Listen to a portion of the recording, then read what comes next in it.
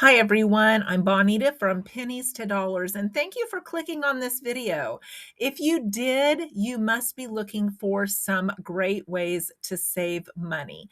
And I find it easier to save money when I have the right mindset to look at everything I have in a way that promotes a different way to use that item or to save money when I'm doing that task. And in this video, I'm going to share some of those ways with you, whether or not you are still working, wanting to early retire, or you're just struggling to make ends meet. I hope this video will help you today.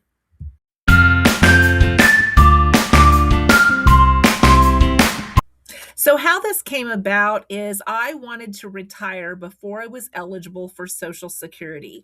I retired in October of 2023. I was 57 years and 10 months when I retired. I retired right before the holidays. Crazy, right? But I have been able to make it work. And I do that by using a lot of extremely frugal things in my day-to-day life. One of the things I do is I look at everything to see if there is a second use of it.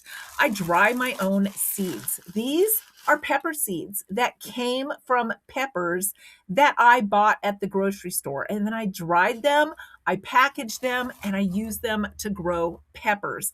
And I grow all year long inside. I move it outside in the summer.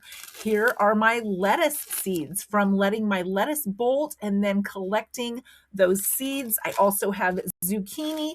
I do this for all my produce outside, and it makes a huge difference because do you know how much seeds cost? It's crazy. So when people tell you to grow your own, there is a cost in that if you are buying seeds. But if you're already buying things in your kitchen and using them, just lay those seeds on like a lid or something and let them dry, and then package them up and save them and mark them and use them again. I also reuse things for trash bags. Not every state has plastic bags that they hand out anymore. Our state still does. So I save some of those when I'm not using my reusable bags, and I use them for a small trash in the bathroom. But if you're in one of those states or you always use reusable bags, you can use other things for bags. We buy cat food in a big bag. I use that in my kitchen trash. I use it in my recycle can. And I also use things like this. So here is an extreme frugal tip for you. This trash bag, I just emptied my toilet paper and put it into my cabinet, and I'm using it for a bathroom trash bag. I have dried beans, dried lentils. Everything is marked in reusable jars so I can see everything at a glance. Another extreme frugal tip, I paid to have this room completely recarpeted, and also this room. I had some scraps left over, so I put them in the bathroom. I mean, it's not perfect. I had to piece it together, but it pretty much covered my entire bathroom floor. My second tip is to not just always accept things the way they are, and don't be frightened to try to change them.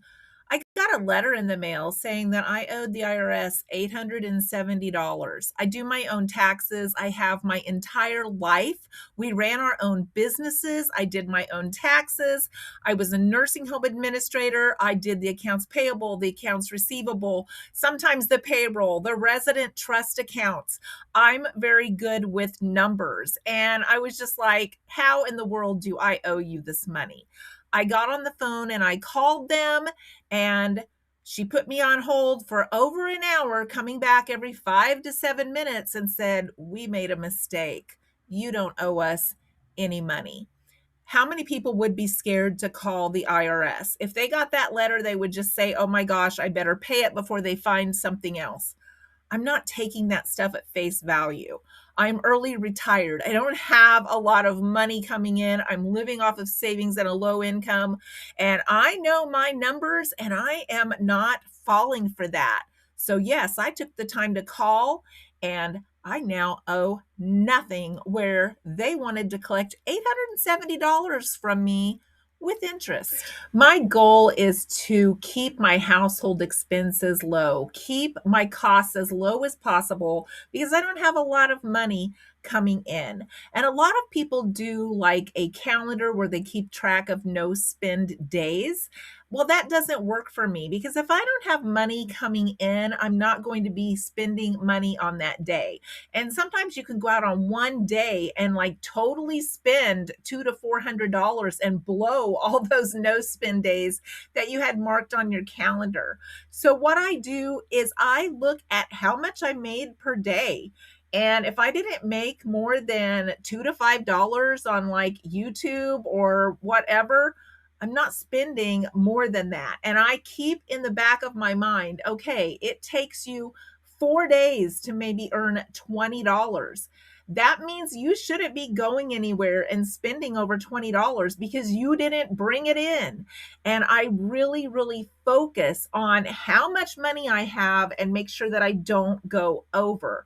I feel like this is where a lot of us get into trouble. We just spend it thinking we get a paycheck and we'll just figure it out.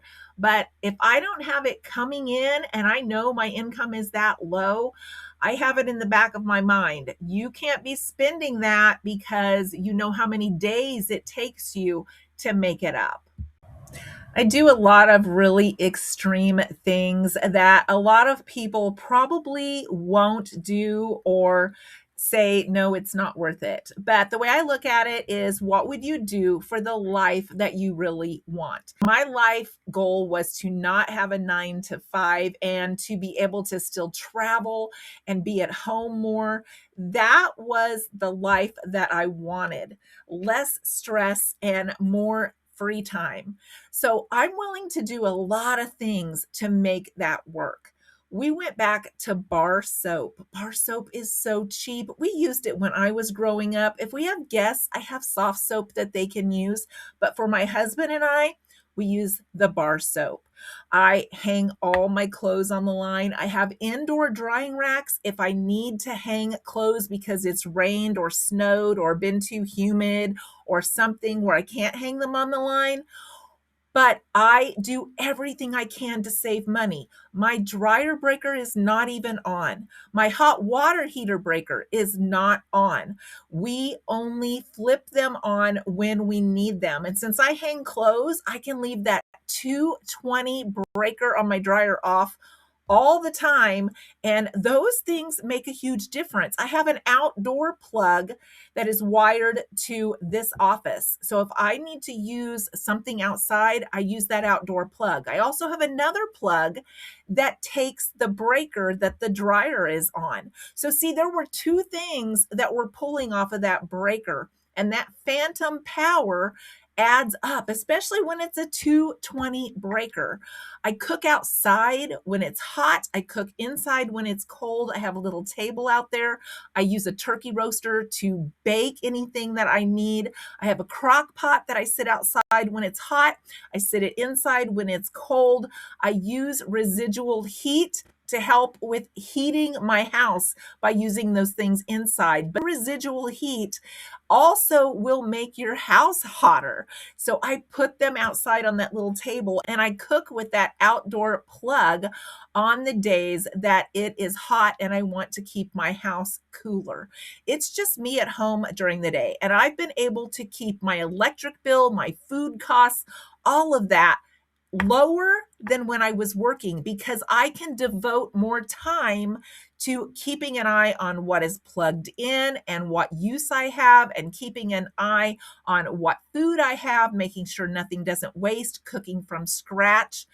Having more time at home has actually saved me money. How often when we were working did we just rush around, didn't even think in our heads like 3 or 4 steps down the road because we were focused on right now and just getting through the next thing, whether it was supper or laundry or whatever. I have the time to think ahead now and to plan ahead now, and it saves me a lot more money. So I use only what is needed. I only use the electricity that is needed. I only use 1 tablespoon of laundry soap to wash my laundry. I use the Hispanic brand, sometimes in the powder, sometimes in the liquid. I only use hot water when I need it. Those things make a huge difference in how much money you have to put out each month to pay for what you need. And that's where a lot of us get our money just handed over. It comes to us from a paycheck and we hand it over to the next person in line because we don't take the time to look at how our money is being spent and whether or not we can save money on some of the resources that we're using or some of the things that we're buying.